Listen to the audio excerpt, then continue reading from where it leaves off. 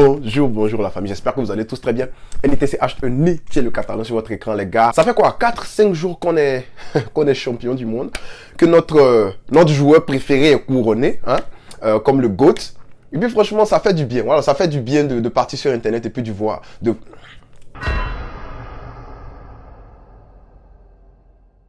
Ça fait du bien de partir sur internet et puis de voir le drapeau de l'Albi Céleste partout. Ça fait du bien de voir les petits garçons là danser sur la musique argentine et tout. Franchement, moi je suis très content. Je suis très content. Je sais pas pour vous, mais on est encore dans l'euphorie. C'est unreal. Non, mais for real. Like, ça fait ça pète. Je sais que le Barça revient. Le Barça revient bientôt. Oui, on va recommencer à faire les vidéos du Barça sur cette chaîne là. Mais les gars, Léo, c'est notre favori. On va continuer un peu dans la lancée de la CDM. On va continuer un peu à relayer les infos autour de Léo Messi, mais surtout autour de l'Argentine parce qu'il y a eu polémique. Voilà. Donc, avant de parler de ça, là, frérot, avant de parler de ça, je me rends compte qu'il y a plein de gens qui me disent que Nietzsche, on ne voit plus tes vidéos dans notre fil d'actualité. Je ne sais pas ce que YouTube est en train de me faire actuellement, mais si c'est le cas pour toi, frérot, je vais te demander de, I don't know, désabonne-toi, réabonne-toi. Et puis active la cloche de notification. Voilà, peut-être que quand tu vas faire ça, j'ai déjà vu des youtubeurs faire ça, peut-être que quand tu vas faire ça, ça va aider à revoir mes vidéos dans les fils d'actualité. Parce qu'il y a des gens qui me demandent, Nietzsche, on ne sait pas si tu fais les vidéos et tout. Mais j'en fais, frérot. Donc désabonne-toi, réabonne-toi et puis active la cloche de notification. Et puis voilà, j'ai recommencé à faire les vidéos. Ne vous inquiétez pas, on va faire des vidéos sur le Barça. Générique! Qui dit le monde?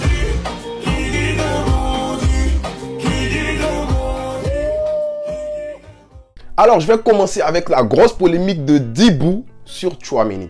En fait, l'Argentine est en train de célébrer actuellement. Ils sont en train de célébrer, ils sont contents, la Copa, la Luchador. Et puis, on donne le mic à Dibou. Dibou prend le mic et puis il dit, désolé, j'ai pas de micro là. En fait, j'ai un micro là, mais bon. Il prend le micro et puis il dit, quand Tchouaméni venait tirer, il disait le garçon, mais on sait qu'il parle de Tchouaméni, on sait qu'il est en train de parler de Tchouaméni. Il disait, quand Tchouaméni venait tirer le penalty, j'ai vu le petit, j'ai vu qu'il n'était pas bien dans sa tête. Il n'était pas, voilà, il respirait pas la confiance. Ça se voit même. Nous, on est à la télé, on voit ça. Il respirait pas la confiance. Donc, il a jeté le ballon, et puis il a lancé quelques pics. Je sais pas ce qu'il a dit, mais quand le temps que Tchouaméni revienne, j'ai parlé de ça avec mon petit frère. J'ai dit même un tireur de pénalty, il arrive là. Il répète l'action du pénalty là, peut-être 10 fois dans sa tête. Il sait déjà où il va tirer. La plupart du temps, ils savent déjà où il va tirer, à part certains joueurs qui bloque un peu avant de tirer là, mais la plupart du temps ils savent déjà où ils vont tirer. Donc il répète l'action du pénalty dans sa tête plusieurs fois. Et puis il vient. En fait, c'est de l'imagination, en fait, c'est de la créativité dans la tête, c'est de la visualisation, merci. Tout ça, c'est de la visualisation. Donc, quand il vient, et puis il veut tirer son pénalty, et puis il y a un truc qui change. S'il n'est pas expérimenté dans sa visualisation, dans ses pénaux et tout, ça va chambouler un peu sa façon de réagir. Donc lui, vous avez remarqué, Tchouaméni, même quand Dibou a jeté le pénalty, Tchouaméni a fait genre « Oh !» Et puis il est parti prendre le pénalty, mais le temps qu'il vienne, voilà, il était out de sa visualisation, je pense. Et puis là où il a tiré, même Dibou a suivi, Martinez a suivi là-bas, mais en fait Martinez disait qu'il est rentré dans sa tête et puis après, le petit, il dit quoi? Le petit a merdé, voilà. Donc actuellement, j'ai écouté RMC. Je fais quoi avec la télécommande? J'ai écouté RMC. En plus, chez RMC, ça disait que non, Dibou est comme ci, il est comme ça. Mais on connaît Martinez, c'est son comme ça. Il y a des gardiens comme ça. Il y a des Barthez même qui donnent des coups de poing aux gens. Il y a Oliver Kahn qui fracasse les gens. On connaît souvent, il y a des gardiens qui ont des comportements comme ça. Mais RMC était en train de tacler Dibou. Voilà, il était en train de tacler Martinez. Et franchement, moi, je me dis que ça fait partie du jeu. Voilà, ça fait partie du jeu. En tout cas, moi, j'aurais pas aimé être contre un défenseur, contre un gardien qui fait ce genre de truc-là. Je ne vais pas tirer le penalty contre lui. Ça va m'énerver. Peut-être même, moi me connaissant, même peut-être même qu'il va me faire un truc. Il va prendre le ballon et lancer sur lui. Parce que je suis bizarre aussi. Mais quand tu as un gars comme ça dans ton équipe, tu es content. Regardez Ramos. Eux, ils ont le PSG, ils ont Ramos actuellement. Ramos, il tacle les gens, il tire, il fracasse. Quand ils avaient Ibrahimovic, c'est pareil. Il riait même de ce que Zlatan faisait, les pendait, il donnait aux gens les trucs. C'est ça. Tu préfères avoir ce genre de gars-là dans ton équipe, mais pas en face de toi. Et aujourd'hui, c'est tombé sur Tchouaméni. Dommage, mais c'est le game. Il a perdu. Tchouaméni a perdu. Et on dit c'est les vainqueurs qui écrivent l'histoire. Voilà. Donc aujourd'hui, Dibou va faire ce qu'il pense, ce qu'il veut faire. Moi, en fait, je vous dis ma façon de penser. Du moment où ça ne tombe pas dans le racisme. Parce que là, bon, actuellement, les gens qui sont racistes et tout, moi, je ne perds même pas mon temps. Je passe mon chemin parce que je me dis qu'ils sont bêtes, c'est tout. Du moment où ça ne tombe pas dans le racisme, ça ne tombe pas dans les insultes, genre insulter la mère du joueur, insulter le joueur, insulter ses aïeux, sa famille et tout. Du moment où ça ne tombe pas dedans, moi, je me dis que c'est le sport. Voilà, c'est le sport. On a vu Michael Jordan, c'est l'un des plus grands trash talkers. Zlatan, par exemple, tu lui parles mal, il répond et puis marque. Mais si tu ne peux pas faire ça, tu restes dans ton game et puis tu marques ton penalty. Mais là, C'est un autre débat parce que RMC est en train de dire que Dibou n'aurait pas dû faire ça, il est méchant, c'est comme ci, c'est comme ça. Mais hey, c'est le game, c'est le football, c'est une finale de Coupe du Monde, ça se joue pas, ça se gagne. Maintenant, si c'est déplacé ce qu'il fait, qu'est-ce qu'il va faire? Il va recevoir un carton jaune, un carton rouge, il a reçu un carton jaune. Il a reçu un carton jaune et après il s'est un peu calmé. Mais si ce qu'il fait c'est déplacer, il y a des arbitres qui sont là pour ça, il y a la VAR et tout. Il va recevoir un carton. On se rappelle même que la France a chanté aussi. Il est petit, il est gentil, il a stoppé Léo Messi. C'est du chambrage. Est-ce que l'Argentine va venir dire « Hey, on va porter plainte contre le ministère des Sports de la France parce qu'ils ont mal parlé de notre stade ?» Non, c'est un peu gamé. C'est un peu gamé parce que je pense que vous vous rappelez que la Belgique a eu le seum. Je n'ai pas dit le seum. La Belgique a eu le seum. Et la France s'est moquée de la Belgique. Les fans français se sont moqués de la Belgique. Certains joueurs ont taquiné même les Belges. Mais la deuxième chose dont je veux parler aujourd'hui, c'est est-ce que Messi doit présenter la Coupe du Monde au PSG? Voilà, Messi doit-il présenter la Coupe du Monde au PSG? En fait, j'ai entendu dire, j'ai vu dans les news que Messi aurait demandé à l'émir que voilà, je veux présenter ma Coupe du Monde au Parc des Princes. Bon, déjà, moi quand j'entends ça, moi je recule un peu, j'écoute. Mais quand j'entends ça, je ne veux pas sonner comme n'importe quel autre youtubeur et tout, mais moi, ça sonne un peu comme de l'intox. Voilà, parce que connaissant un peu le personnage de Léo, le personnage qu'on a vu de Léo depuis ces 15 années qu'on le suit et tout, je peux même dire 20, voilà, depuis 2003-2004. Donc, ça sonne un peu faux. Parce que Léo que nous on connaît là, c'est un gars qui est un peu laid-back. C'est un gars qui est, voilà, à part cette année, comme il a commencé à se faire, non, pas cette année, mais quand il a commencé à faire par là contre les Chiliens et tout là, vous vous rappelez, non? Voilà, il a commencé à tacler la CONMEBOL, ce genre de trucs là. Mais Léo, c'est un gars qui est laid-back. Donc, c'est un peu, je pense pas que c'est Léo qui soit parti demander de présenter sa Coupe du Monde au Parc des Princes.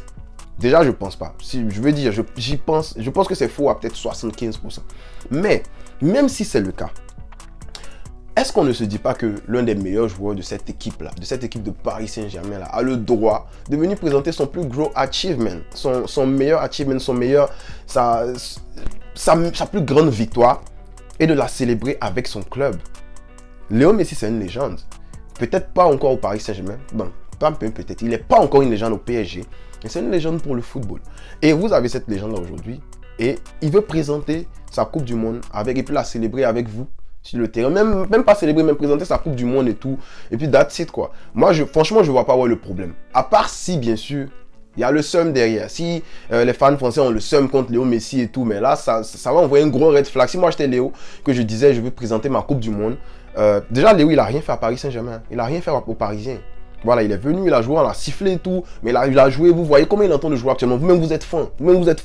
Il vient, il veut célébrer avec vous. Vous dites non. Moi, déjà, ça m'envoie un red flag. Donc voilà, pour moi, tu dois saluer la prestation de l'un de tes meilleurs joueurs en CDM. Parce que si tu le fais pas, ça peut aller dans tous les sens. Léo peut prendre ça mal.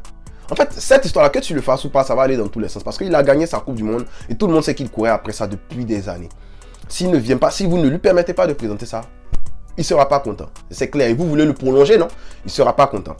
Si vous le faites, il y a l'ego de certains joueurs qui vont être bafoués. Exemple, les gars comme Mbappé. Neymar, je ne pense pas trop parce que Neymar, je pense qu'il est quand même content que Léo Messi ait remporté. Il va peut-être avoir un peu mal pour lui-même, mais il ne va pas vraiment avoir le seum, genre, pourquoi il présente ça ici? Mais je pense que c'est plutôt Mbappé qui va avoir le seum. Mais Paris, sentant que Mbappé pourrait avoir ce seum-là, ils peuvent refuser. Mais s'ils refusent à Léo Messi de présenter sa Coupe du Monde, parce que Mbappé va avoir le seum, moi je suis Léo, je fous le camp. Non, je vous dis direct, moi je suis Léo, je fous le camp. Voilà. Autre point, pour moi c'est son club. Oui, c'est son club. Donc que son club soit à Paris, en Russie, en Chine, s'il veut taper la Russie ou la Chine ou bien la France en finale, il vient, il présente sa Coupe du Monde. Voilà, c'est comme ça, on célèbre la Coupe du Monde au club. Exemple, quand il y avait le Ballon d'Or, ils ont voulu qu'il célèbre son Ballon d'Or.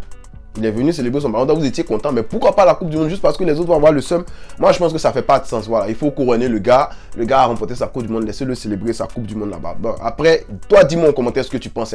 Si toi, tu es un supporter de Paris Saint-Germain, que tu penses que ça serait déplacé, dis-moi les raisons. Pourquoi? Juste parce qu'il a tapé la France, ça serait déplacé, ou bien parce qu'il dit pas à Dibou Martinez, arrête de chambrer Mbappé, ça sera déplacé. Déjà, même ça, je suis pas contre.